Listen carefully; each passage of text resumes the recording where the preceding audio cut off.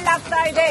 11ನೇ point ನಿಂದ ಸ್ವಲ್ಪ ಒಳಗಡೆ ಹೋದ್ರೆ ಬಂಗ್ಲೆಗುಡ್ಡದ ಹತ್ತಿರ ಇವತ್ತು ಉತ್ಖನನ ಮಾಡಲಾಯಿತು. ಅಲ್ಲಿ ಒಂದಷ್ಟು ಮೂಳೆಗಳು, ತಲೆಬುರುಡೆಯ ಪೀಸ್ ಪತ್ತೆಯಾಗಿದೆ. ಮೂಳೆಯ ಭಾಗಗಳನ್ನ ಸಿಬ್ಬಂದಿ ಕೊಂಡೊಯ್ದಿದ್ದಾರೆ ಅಂತ ಹೇಳಲಾಗ್ತಾ ಇದೆ. 11ನೇ ಪಾಯಿಂಟ್ ನಿಂದ ಸುಮಾರು 100 ಮೀಟರ್ ದೂರದಲ್ಲಿ ಈ ರೀತಿ ಮೂಳೆ ಪತ್ತೆಯಾಗಿದೆ. 11ನೇ ಪಾಯಿಂಟ್ ಬಳಿ ಇವತ್ತು ಒಂದಷ್ಟು ಮೂಳೆ ಮತ್ತು ತಲೆಬುರುಡೆ ಪತ್ತೆಯಾಗಿದೆ ಅಂತ ಹೇಳಲಾಗ್ತಾ ಇದೆ. ಧರ್ಮಸ್ಥಳದ ಬಂಗ್ಲೆಗುಡ್ಡದ ಬಳಿ ಉತ್ಖನನ ಮಾಡಲಾಗ್ತಾ ಇತ್ತು. ಅಲ್ಲಿ ಪಾಯಿಂಟ್ ನಂಬರ್ 11ರಿಂದ ಸ್ವಲ್ಪ ಒಳಭಾಗದಲ್ಲಿ ಆತ ಮುಸುಕುಧಾರಿ ವ್ಯಕ್ತಿಯನ್ನ ಕರ್ಕೊಂಡೋಗಿ ಉತ್ಖನನ ಮಾಡಿದ್ದಾರೆ. ಅಲ್ಲಿ ಒಂದು ತಲೆಬುರುಡೆ ಮತ್ತು ಒಂದಷ್ಟು ಮೂಳೆ ಪತ್ತೆಯಾಗಿದೆ ಅಂತ ಹೇಳಲಾಗ್ತಾ ಇದೆ. ಅದನ್ನ ಇದೀಗ ಸಂಗ್ರಹ ಮಾಡಿ ಅದನ್ನ FSL ರಿಪೋರ್ಟ್ ಪಡ್ಕೊಳ್ಳೋದಕ್ಕೆ ಕಳುಹಿಸಿರ್ತಾರೆ. 11ನೇ ಪಾಯಿಂಟ್ ನಿಂದ ಸುಮಾರು 100 ಮೀಟರ್ ದೂರದಲ್ಲಿ ಈ ಮೂಳೆ ಪತ್ತೆಯಾಗಿದೆ. ಇವತ್ತು ಇಡೀ ದಿನ ಇದೇ ಭಾಗದಲ್ಲಿ ಉತ್ಖನನ ಮಾಡಿದ್ದಾರೆ. ಎಲ್ಲ ಅಧಿಕಾರಿಗಳು ಹಾಗೆಯೇ ಎಲ್ಲರ ಸಮ್ಮುಖದಲ್ಲಿ ಎಂದಿನಂತೆ ವಿಡಿಯೋ ಚಿತ್ರೀಕರಣವನ್ನ ಮಾಡಿಕೊಂಡು SIT ಇಲ್ಲಿ ಉತ್ಖನನವನ್ನ ಮಾಡಿದೆ. ಆ ಮಾಸ್ಕ್ ಮ್ಯಾನ್ ಕೂಡ ಅಲ್ಲೇ ಇದ್ದಾನೆ. ಆತ ತೋರಿಸಿದ ಸ್ಥಳದಲ್ಲಿ ಇವತ್ತು ಉತ್ಖನನ ಮಾಡಲಾಯಿತು. ಅಲ್ಲಿ ಒಂದು ತಲೆಬುರುಡೆ ಮತ್ತು ಒಂದಷ್ಟು ಮೂಳೆಗಳು ಪತ್ತೆಯಾಗಿದೆ ಅಂತ ಹೇಳಲಾಗ್ತಾ ಇದೆ. ಆ ತಲೆಬುರುಡೆ ಮತ್ತು ಮೂಳೆಗಳು ಒಂದೇ ಶರೀರದ ಅಥವಾ ಹೆಣ್ಣಿನದ್ದ, ಗಂಡಿನದ್ದ, ಇದು ಎಲ್ಲವೂ ಕೂಡ FSL ವರದಿಯಲ್ಲಿ ಮಾತ್ರ ಗೊತ್ತಾಗುತ್ತೆ. ಹಾಗಾಗಿ ಅದನ್ನ ವಿಧಿವಿಜ್ಞಾನ ಪ್ರಯೋಗಾಲಯಕ್ಕೆ ಕಳುಹಿಸಿಕೊಡುವಂತಹ ಕೆಲಸ ಆಗ್ತಾ ಇದೆ. ಯಾರದ್ದು ಈ ಮೂಳೆ, ಈ ತಲೆಬುರುಡೆ ಯಾರದ್ದು? ಆತ ಹೇಳಿದ ಹಾಗೆ ಏನಾದರೂ ದೌರ್ಜನ್ಯ ಎಸಗಿ ಈ ರೀತಿ ಮಾಡಲಾಗಿದೆಯಾ ಅಥವಾ ಅದನ್ನು ಕೂಡ ಅಲ್ಲಿ ಗ್ರಾಮ ಪಂಚಾಯಿತಿಯಲ್ಲಿ ದಾಖಲೆ ಇದ್ದೇ ಹುಗಿದಿಡಲಾಗಿದೆಯಾ ಗೊತ್ತಿಲ್ಲ. ಇದೆಲ್ಲವೂ ಕೂಡ ತನಿಖೆಯಲ್ಲಿ ಬಯಲಾಗಬೇಕಾಗಿರ್ತಕ್ಕಂತಹ ಅಂಶಗಳು. ಒಟ್ನಲ್ಲಿ ಇವತ್ತು ಆ ಮಾಸ್ಕ್ ಮ್ಯಾನ್ ನ ಕರ್ಕೊಂಡು ಹೋಗಿ, ನಿಗೂಢ ವ್ಯಕ್ತಿಯನ್ನ ಕರ್ಕೊಂಡು ಹೋಗಿ ಉತ್ಖನನವನ್ನ ಮಾಡಿದ್ದಾರೆ. ಪಾಯಿಂಟ್ ನಂಬರ್ 11ರಿಂದ ಸುಮಾರು 100 ಮೀಟರ್ ಒಳಗಡೆ ಬಂಗ್ಲೆಗುಡ್ಡ ಅಂತ ಇದೆ. ಅಲ್ಲಿ ಆ ಬಂಗ್ಲೆಗುಡ್ಡದ ಬಳಿಯಲ್ಲಿ ಉತ್ಖನನ ಮಾಡಿದಾಗ ಒಂದು ತಲೆಬುರುಡೆ ಮತ್ತು ಒಂದಷ್ಟು ಮೂಳೆಗಳು ಸಿಕ್ಕಿದೆ ಅಂತ ಹೇಳಲಾಗ್ತಾ ಇದೆ. ಒಂದು ಸ್ಪೆಸಿಫಿಕ್ ಪಾಯಿಂಟ್ ಅನ್ನ ಆತ ತೋರಿಸಿದ್ದಾನೆ. ಅಲ್ಲಿ ಹೋಗಿ ಉತ್ಖನನ ಮಾಡಿದಾಗ ತಲೆಬುರುಡೆ ಮತ್ತು ಒಂದಷ್ಟು ಮೂಳೆಗಳು. ಹಾಗಾಗಿ ಈ ಇಡೀ ಕೇಸ್ಗೆ ಇದೇನಾದ್ರೂ ಒಂದು ರೋಚಕ ತಿರುವನ್ನ ಕೊಡಲಿದೆಯಾ ಕಾದು ನೋಡಬೇಕಾಗಿದೆ. ಯಾರದ್ದು, ಹೆಣ್ಣಿನದ್ದ, ಗಂಡಿನದ್ದ, ಎಷ್ಟು ವರ್ಷ ವಯಸ್ಸಿನ ವ್ಯಕ್ತಿಯ ಒಂದು ಮೂಳೆ ಇದು, ಈ ತಲೆಬುರುಡೆ, ಸಾವು ಯಾವ ಕಾರಣಕ್ಕೆ ಸಂಭವಿಸಿತ್ತು? ಇನ್ಫ್ಯಾಕ್ಟ್ ಕಾಸ್ ಆಫ್ ಡೆತ್ ನ FSL ಅಲ್ಲಿ ಹೇಳಕ್ ಆಗಲ್ಲ ಅಂತ ಹೇಳ್ತಾರೆ. ಅನ್ಲೆಸ್ ಇಟ್ ಈಸ್ ಪಾಯ್ಸನಿಂಗ್ ಆಗಿದ್ರೆ, ವಿಷ ಪ್ರಾಶನ ಆಗಿದ್ರೆ ಮಾತ್ರ FSL ನಲ್ಲಿ ಯಾವ ಕಾರಣಕ್ಕೆ ಸಾವಾಯಿತು ಅಂತ ಗೊತ್ತಾಗುತ್ತೆ. ಅದರ್ವೈಸ್ ಗೊತ್ತಾಗಲ್ಲ. ಅಥವಾ ಇನ್ನೊಂದು 2-3 ಅಂಶಗಳು, ಅಂದ್ರೆ ಮೂಳೆಗೆ ಬಲವಾದ ಏಟು ಬಿದ್ದಿದ್ರೆ ಮಾತ್ರ ಅದು ಗೊತ್ತಾಗುತ್ತೆ ಅಂತ ಹೇಳಲಾಗ್ತಾ ಇದೆ FSL ನಲ್ಲಿ. ಹಾಗಾಗಿ ಇವೆರಡೂ ಅಂಶಗಳನ್ನ ಬಿಟ್ರೆ ಮೂಳೆಗೆ ಸಂಬಂಧ ಪಡದ ಯಾವುದೇ ರೀತಿಯ ಸಾವು ಕೂಡ FSL ನಲ್ಲಿ ಮೂಳೆಯಿಂದ ಗೊತ್ತಾಗೋದಿಲ್ಲ.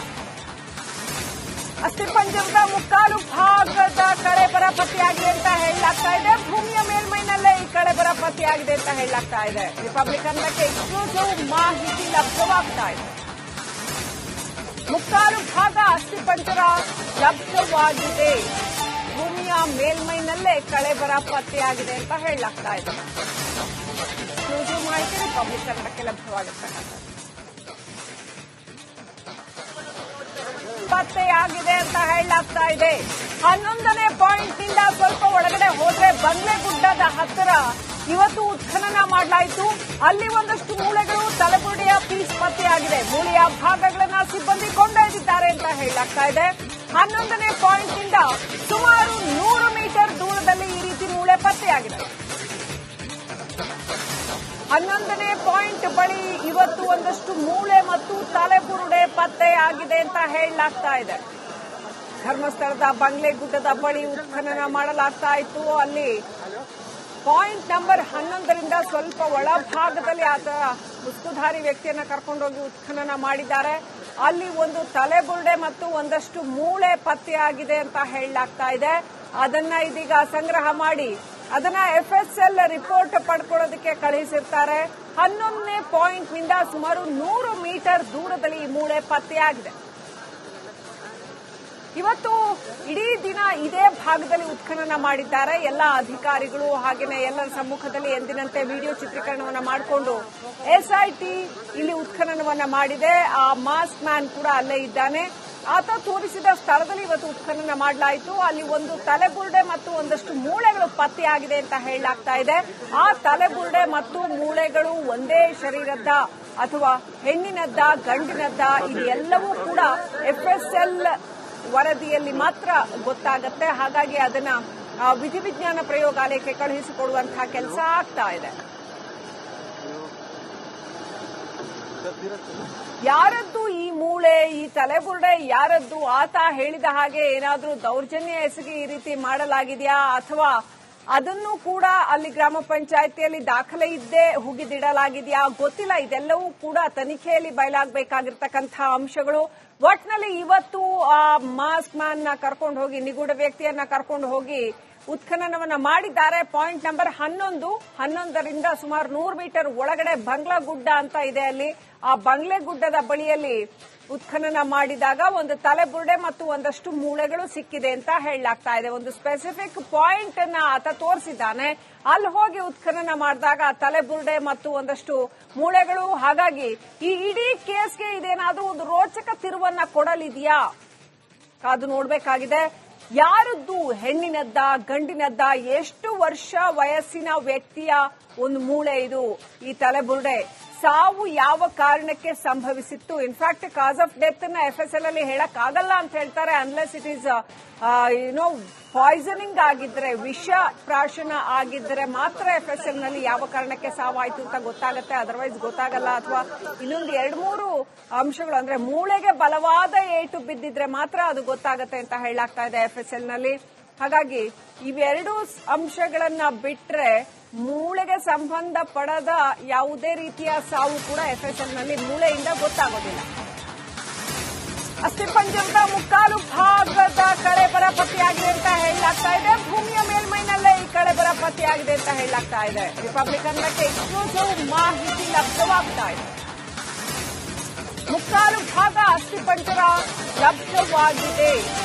ಭೂಮಿಯ ಮೇಲ್ಮೈನಲ್ಲೇ ಕಳೆಬರ ಪತ್ತೆಯಾಗಿದೆ ಅಂತ ಹೇಳಲಾಗ್ತಾ ಇದೆ. ಎಕ್ಸ್ಕ್ಲೂಸಿವ್ ಮಾಹಿತಿ ರಿಪಬ್ಲಿಕ್ ಕನ್ನಡಕ್ಕೆ ಲಭ್ಯವಾಗುತ್ತದೆ. ಪತ್ತೆಯಾಗಿದೆ ಅಂತ ಹೇಳಲಾಗ್ತಾ ಇದೆ. 11ನೇ ಪಾಯಿಂಟ್ನಿಂದ ಸ್ವಲ್ಪ ಒಳಗಡೆ ಹೋದ್ರೆ ಬಂಗ್ಲೆಗುಡ್ಡದ ಹತ್ತಿರ ಇವತ್ತು ಉತ್ಖನನ ಮಾಡಲಾಯಿತು. ಅಲ್ಲಿ ಒಂದಷ್ಟು ಮೂಳೆಗಳು, ತಲೆಬುರುಡೆಯ ಪೀಸ್ ಪತ್ತೆಯಾಗಿದೆ. ಮೂಳೆಯ ಭಾಗಗಳನ್ನ ಸಿಬ್ಬಂದಿ ಕೊಂಡೊಯ್ದಿದ್ದಾರೆ ಅಂತ ಹೇಳಲಾಗ್ತಾ ಇದೆ. 11ನೇ ಪಾಯಿಂಟ್ನಿಂದ ಸುಮಾರು 100 ಮೀಟರ್ ದೂರದಲ್ಲಿ ಈ ರೀತಿ ಮೂಳೆ ಪತ್ತೆಯಾಗಿದೆ. 11ನೇ ಪಾಯಿಂಟ್ ಬಳಿ ಇವತ್ತು ಒಂದಷ್ಟು ಮೂಳೆ ಮತ್ತು ತಲೆಬುರುಡೆ ಪತ್ತೆಯಾಗಿದೆ ಅಂತ ಹೇಳಲಾಗ್ತಾ ಇದೆ. ಧರ್ಮಸ್ಥಳದ ಬಂಗ್ಲೆಗುಡ್ಡದ ಬಳಿ ಉತ್ಖನನ ಮಾಡಲಾಗ್ತಾ ಇತ್ತು. ಅಲ್ಲಿ ಪಾಯಿಂಟ್ ನಂಬರ್ 11ರಿಂದ ಸ್ವಲ್ಪ ಒಳಭಾಗದಲ್ಲಿ ಆತ ಮುಸ್ಕುಧಾರಿ ವ್ಯಕ್ತಿಯನ್ನ ಕರ್ಕೊಂಡೋಗಿ ಉತ್ಖನನ ಮಾಡಿದ್ದಾರೆ. ಅಲ್ಲಿ ಒಂದು ತಲೆಬುರುಡೆ ಮತ್ತು ಒಂದಷ್ಟು ಮೂಳೆ ಪತ್ತೆಯಾಗಿದೆ ಅಂತ ಹೇಳಲಾಗ್ತಾ ಇದೆ. ಅದನ್ನ ಇದೀಗ ಸಂಗ್ರಹ ಮಾಡಿ ಅದನ್ನ FSL ರಿಪೋರ್ಟ್ ಪಡ್ಕೊಳ್ಳೋದಕ್ಕೆ ಕಳುಹಿಸಿರ್ತಾರೆ. 11ನೇ ಪಾಯಿಂಟ್ನಿಂದ ಸುಮಾರು 100 ಮೀಟರ್ ದೂರದಲ್ಲಿ ಈ ಮೂಳೆ ಪತ್ತೆಯಾಗಿದೆ. ಇವತ್ತು ಇಡೀ ದಿನ ಇದೇ ಭಾಗದಲ್ಲಿ ಉತ್ಖನನ ಮಾಡಿದ್ದಾರೆ. ಎಲ್ಲ ಅಧಿಕಾರಿಗಳು ಹಾಗೆಯೇ ಎಲ್ಲರ ಸಮ್ಮುಖದಲ್ಲಿ ಎಂದಿನಂತೆ ವಿಡಿಯೋ ಚಿತ್ರೀಕರಣವನ್ನ ಮಾಡಿಕೊಂಡು SIT ಇಲ್ಲಿ ಉತ್ಖನನವನ್ನ ಮಾಡಿದೆ. ಆ ಮಾಸ್ಕ್ ಮ್ಯಾನ್ ಕೂಡ ಅಲ್ಲೇ ಇದ್ದಾನೆ. ಆತ ತೋರಿಸಿದ ಸ್ಥಳದಲ್ಲಿ ಇವತ್ತು ಉತ್ಖನನ ಮಾಡಲಾಯಿತು. ಅಲ್ಲಿ ಒಂದು ತಲೆಬುರುಡೆ ಮತ್ತು ಒಂದಷ್ಟು ಮೂಳೆಗಳು ಪತ್ತೆಯಾಗಿದೆ ಅಂತ ಹೇಳಲಾಗ್ತಾ ಇದೆ. ಆ ತಲೆಬುರುಡೆ ಮತ್ತು ಮೂಳೆಗಳು ಒಂದೇ ಶರೀರದ ಅಥವಾ ಹೆಣ್ಣಿನದ್ದ ಗಂಡಿನದ್ದ ಇದೆಲ್ಲವೂ ಕೂಡ FSL ವರದಿಯಲ್ಲಿ ಮಾತ್ರ ಗೊತ್ತಾಗುತ್ತೆ. ಹಾಗಾಗಿ ಅದನ್ನ ವಿಧಿವಿಜ್ಞಾನ ಪ್ರಯೋಗಾಲಯಕ್ಕೆ ಕಳುಹಿಸಿಕೊಡುವಂತಹ ಕೆಲಸ ಆಗ್ತಾ ಇದೆ.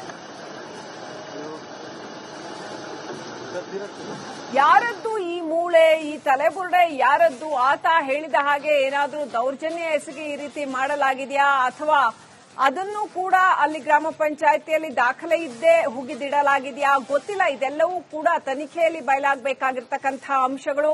ಒಟ್ನಲ್ಲಿ ಇವತ್ತು ಆ ಮಾಸ್ಕ್ ಮ್ಯಾನ್ ನ ಕರ್ಕೊಂಡು ಹೋಗಿ, ನಿಗೂಢ ವ್ಯಕ್ತಿಯನ್ನ ಕರ್ಕೊಂಡು ಹೋಗಿ ಉತ್ಖನನವನ್ನ ಮಾಡಿದ್ದಾರೆ. ಪಾಯಿಂಟ್ ನಂಬರ್ 11ರಿಂದ ಸುಮಾರು 100 ಮೀಟರ್ ಒಳಗಡೆ ಬಂಗ್ಲಾಗುಡ್ಡ ಅಂತ ಇದೆ. ಅಲ್ಲಿ ಆ ಬಂಗ್ಲೆಗುಡ್ಡದ ಬಳಿಯಲ್ಲಿ ಉತ್ಖನನ ಮಾಡಿದಾಗ ಒಂದು ತಲೆಬುರುಡೆ ಮತ್ತು ಒಂದಷ್ಟು ಮೂಳೆಗಳು ಸಿಕ್ಕಿದೆ ಅಂತ ಹೇಳಲಾಗ್ತಾ ಇದೆ. ಒಂದು ಸ್ಪೆಸಿಫಿಕ್ ಪಾಯಿಂಟ್ ಅನ್ನ ಆತ ತೋರಿಸಿದ್ದಾನೆ. ಅಲ್ಲಿ ಹೋಗಿ ಉತ್ಖನನ ಮಾಡಿದಾಗ ತಲೆಬುರುಡೆ ಮತ್ತು ಒಂದಷ್ಟು ಮೂಳೆಗಳು. ಹಾಗಾಗಿ ಈ ಇಡೀ ಕೇಸ್ಗೆ ಇದೇನಾದ್ರೂ ಒಂದು ರೋಚಕ ತಿರುವನ್ನ ಕೊಡಲಿದೆಯಾ ಕಾದು ನೋಡ್ಬೇಕಾಗಿದೆ. ಯಾರದ್ದು, ಹೆಣ್ಣಿನದ್ದ, ಗಂಡಿನದ್ದ, ಎಷ್ಟು ವರ್ಷ ವಯಸ್ಸಿನ ವ್ಯಕ್ತಿಯ ಒಂದು ಮೂಳೆ ಇದು, ಈ ತಲೆಬುರುಡೆ, ಸಾವು ಯಾವ ಕಾರಣಕ್ಕೆ ಸಂಭವಿಸಿತ್ತು. ಇನ್ಫ್ಯಾಕ್ಟ್ ಕಾಸ್ ಆಫ್ ಡೆತ್ ನ FSL ಅಲ್ಲಿ ಹೇಳಕ್ ಆಗಲ್ಲ ಅಂತ ಹೇಳ್ತಾರೆ, ಅನ್ಲೆಸ್ ಇಟ್ ಈಸ್ ಪಾಯ್ಸನಿಂಗ್ ಆಗಿದ್ರೆ, ವಿಷ ಪ್ರಾಶನ ಆಗಿದ್ರೆ ಮಾತ್ರ FSL ನಲ್ಲಿ ಯಾವ ಕಾರಣಕ್ಕೆ ಸಾವಾಯ್ತು ಅಂತ ಗೊತ್ತಾಗುತ್ತೆ, ಅದರ್ವೈಸ್ ಗೊತ್ತಾಗಲ್ಲ. ಅಥವಾ ಇನ್ನೊಂದು 2-3 ಅಂಶಗಳು, ಅಂದ್ರೆ ಮೂಳೆಗೆ ಬಲವಾದ ಏಟು ಬಿದ್ದಿದ್ರೆ ಮಾತ್ರ ಅದು ಗೊತ್ತಾಗತ್ತೆ ಅಂತ ಹೇಳಲಾಗ್ತಾ ಇದೆ FSL ನಲ್ಲಿ. ಹಾಗಾಗಿ ಇವೆರಡು ಅಂಶಗಳನ್ನ ಬಿಟ್ರೆ ಮೂಳೆಗೆ ಸಂಬಂಧ ಪಡದ ಯಾವುದೇ ರೀತಿಯ ಸಾವು ಕೂಡ FSL ನಲ್ಲಿ ಮೂಳೆಯಿಂದ ಗೊತ್ತಾಗೋದಿಲ್ಲ. ಅಸ್ಥಿಪಂಜರದ ಮುಕ್ಕಾಲು ಭಾಗದ ಕಳೆಬರ ಪತ್ತೆಯಾಗಿದೆ ಅಂತ ಹೇಳಲಾಗ್ತಾ ಇದೆ. ಭೂಮಿಯ ಮೇಲ್ಮೈನಲ್ಲೇ ಈ ಕಳೆಬರ ಪತ್ತೆಯಾಗಿದೆ ಅಂತ ಹೇಳಲಾಗ್ತಾ ಇದೆ. ರಿಪಬ್ಲಿಕನ್ಗೆ ಎಕ್ಸ್ಕ್ಲೂಸಿವ್ ಮಾಹಿತಿ ಲಭ್ಯವಾಗ್ತಾ ಇದೆ.